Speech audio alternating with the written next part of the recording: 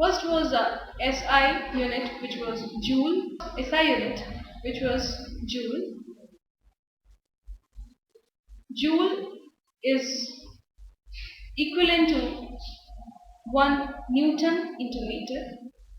Whenever we have to define the joule or 1 joule, that is the 1 SI unit of work done, then we will say that if 1 Newton force displaces any object by 1 meter,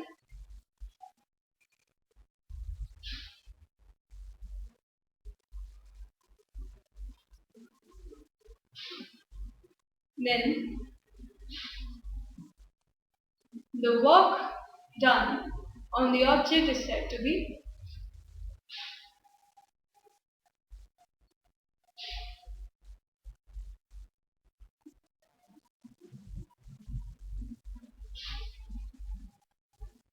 one joule. This is the definition of 1 joule work done. Now, the second absolute unit in the CGS system is erg, and we have left the question in the last term, which was that what should be the relation between the CGS and SI unit of work. That is, we want to know how many erg are contained in 1 joule work done.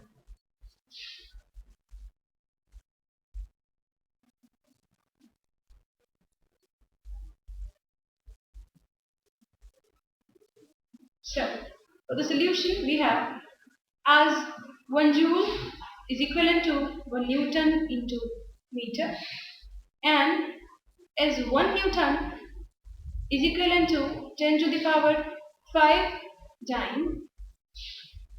If 1 meter in CGS, if it is converted into centimeter, then it will be 100 centimeter, that is 10 to the power 2 centimeter. Then if we wanna put these two values in the work expression, we'll get 1 joule is equivalent to 10 to the power 5 into 10 to the power 2 dyne into centimeter. This product of units is said to be erg, and 1 joule is equivalent to 10 to the power 7. It is the relationship between the SI and CGS unit of work. Now, this is the relationship or this is the relation of the two absolute units of work done. Now, we want to discuss about the gravitational unit of work done.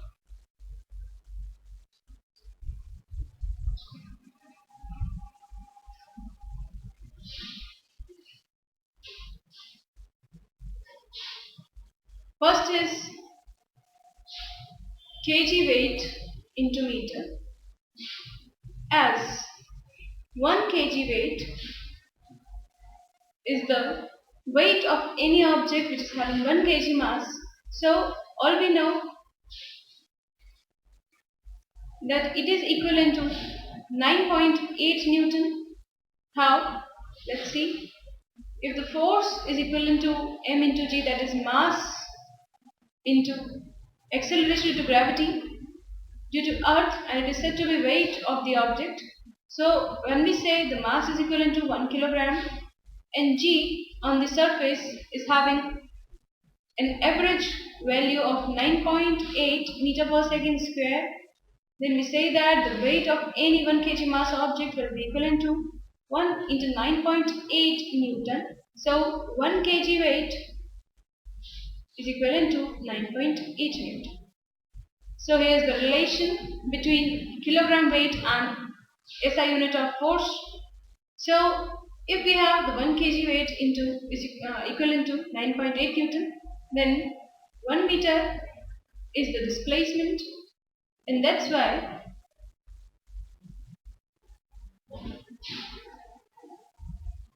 the gravitational unit of work which is in M case 1 kg weight meter will be having value 9.8 Newton meter, that is equivalent to 9.8 Joule.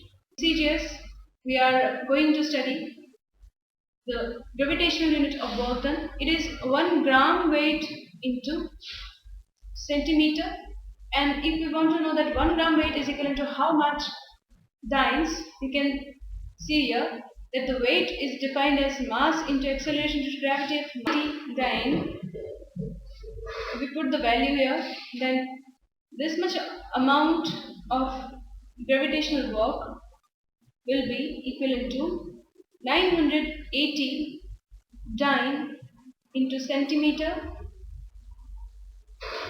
which is equivalent to 980 Earth. So this is the relation between the gravitational CGS unit of work and absolute CGS unit of work. So this is the discussion about work done. Now, as we have the information about work, so let's also this positive and negative classification of work done comes from the definition of work done, which says that whenever the object is displaced under the application of any force in its direction, then the force applied and the displacement in its direction, the product of the two will give us the work, and this product of two vector quantities gives us the scalar quantity in form of work. Then we have to find the units. Among the absolute units, we have studied joule and erg, and among the gravitational units, we have studied the kilogram weight meter and gram weight centimeter. Now, we are going to study the next topic, which is energy. The energy is defined as capacity of any body to do work. You can say that whenever the object is doing some work and it is continuing to do that work until it is get exhausted, then the total amount of work done will be taken as the total energy of the object. If the work and energy are interconvertible, that is, we can change the work done into some form of energy, and the energy is transformed into work, then we can say that two quantities are similar. Both quantities are similar and can be interchangeable. Now, if the SI unit of work is defined as joule, then it is the SI unit for energy also. If erg is the CGS unit for work, then it is the CGS unit for energy also. Whether the energy of any type is considered, whether it is chemical, whether it is heat, whether it is nuclear, whether it is sound, light, or any energy is considered, the SI unit of all the energies, because these are the types or the forms of energy, we just take their SI unit as joule and CGS as erg, so never get confused. Always the CGS unit related with any sort of energy, it will be the joule always.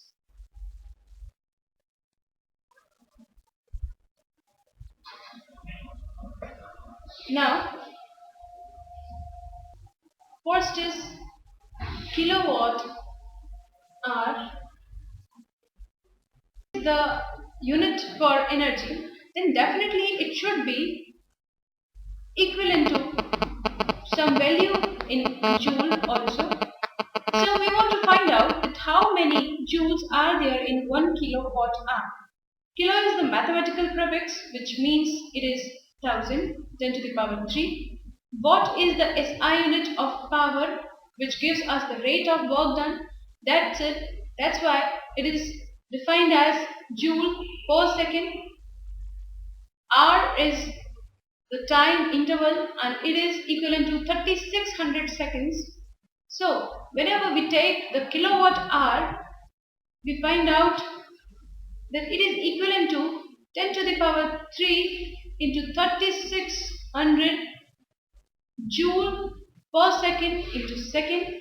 That's why it comes equivalent to 36 into 10 to the power 5 joule or 3.6 megajoule. So this is the relation between kilowatt hour and joule.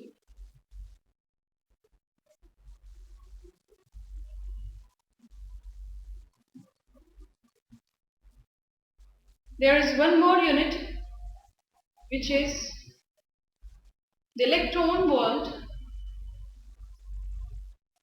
This is the amount of energy possessed by an electron if it is accelerated by a potential difference of 1 volt.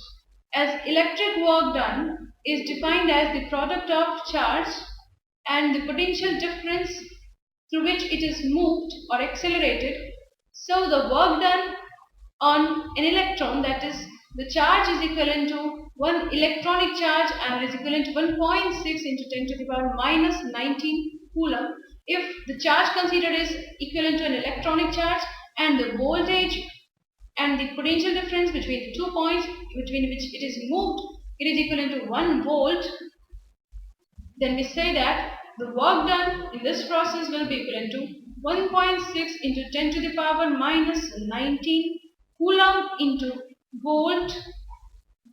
So coulomb into volt is defined as joule, and 1 electron volt energy is equivalent to 1.6 into 10 to the power minus 19 joule.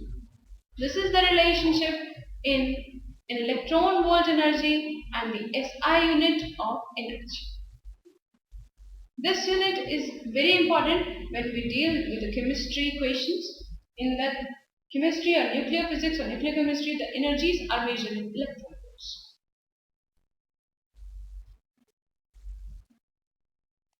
Now we have the different forms of energy.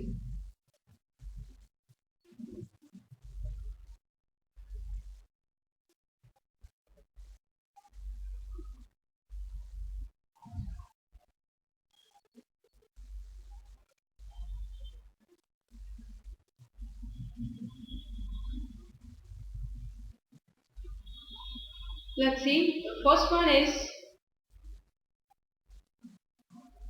heat energy.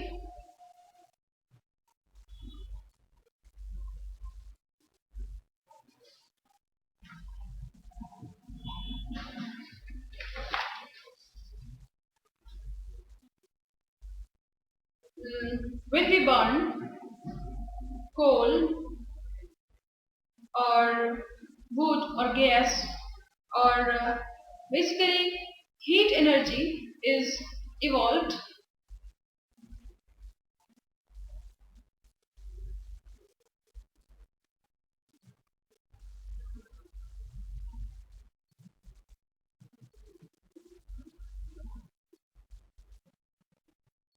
when we burn the coal, wood or gas and heat energy is released. Steam possesses heat energy. That's why in a steam engine, the heat energy of steam is used to get the work done. Sun also radiates the heat energy. The light energy, it is a form of energy which gives us the sensation of vision. The light falls on any object, and when it, after reflection, reaches to our eye, we can see the image of the object which is formed on the retina and processed by the brain. Now, the third example of energy or the form of energy is sound energy, and it is the energy emitted by a vibrating wire or tuning fork or vibrating membrane, and it can be sensed by human ears, and it's called sound energy. For an example, we have the tuning fork here. This is a laboratory instrument.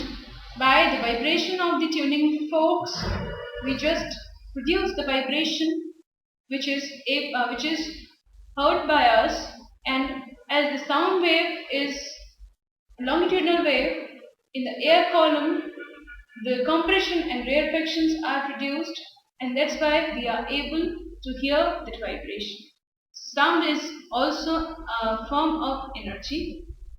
Fourth one is the magnetic energy, and we see that whenever the current is passed through a coil, it behaves like a magnet and shows that the magnetic energy is associated with the coil because of the flow of electric current. So the another form is electrical energy, and whenever we have the electric cell, with the electric cell we can have the electric current, and we see that many purposes are solved by the electric current, and this electric current is actually the form of electric energy, so which we can observe as light energy by the bulb, sound energy by the transistor, or any other form of energy which is produced by the electricity. So another form is chemical energy, and we see the chemical energy by the process of photosynthesis. We see that the light energy is converted into the chemical energy. It is the energy transformation through the process of photosynthesis, which is processed in the plants. Now, another combustion process is fuel combustion process. The fuel combustion process, you take the fuel like kerosene, diesel, petrol. The chemical energy in these compounds on the combustion changes into the heat energy and used in different forms. So, the next example is solar energy, and the solar energy is the term used for the energy we obtain from the sun, and it is in the form of the light energy, the heat energy, and the other radiations which we get from the sun. The another form is nuclear energy, and nuclear energy is obtained by the two processes. One is nuclear fission. Nuclear fission, in which the nucleus of any atom disintegrates into the two smaller nuclei with some particle emission, and the energy liberated in this process is said to be nuclear energy. As well as if we have the process of the two smaller nuclei when they combine to give a greater or bigger nuclei with some particles, and the energy liberated is also known as nuclear energy, because whenever the nuclear is opening, whenever the nuclear is participating in some reaction, then the binding energy of the nucleus comes into the scenario, and this process is either nuclear fission or nuclear fusion or some another disintegration relationship. Then we can see that the energy combined will be the nuclear energy. Now, the last sort of energy is mechanical energy. Mechanical energy are of two types, as you know. It is kinetic energy or the potential energy. So, the major focus in this chapter will be the mechanical energy, and thus we will be studying the potential energy and the kinetic energy. So, whenever the kinetic energy is studied, name suggests that it is the energy which is due to the motion of any object. If any object is moving, then because of the motion, the object possesses an energy, and it is said to be kinetic energy. Potential energy is that energy which is due to the configuration of any object or position of any object. Let's have numerical. In this numerical, we are given that a porter is lifting a luggage. This luggage is of mass 15 kg. He displaces the luggage from the ground to his head, and the displacement is 1.5 meter in this process of the luggage.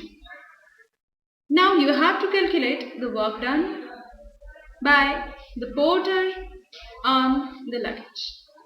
See, in this situation, we are given that the porter displaces the load or the luggage of 15 kg mass from ground, he puts it on his head, and in this process he displaces the luggage by 1.5 meter.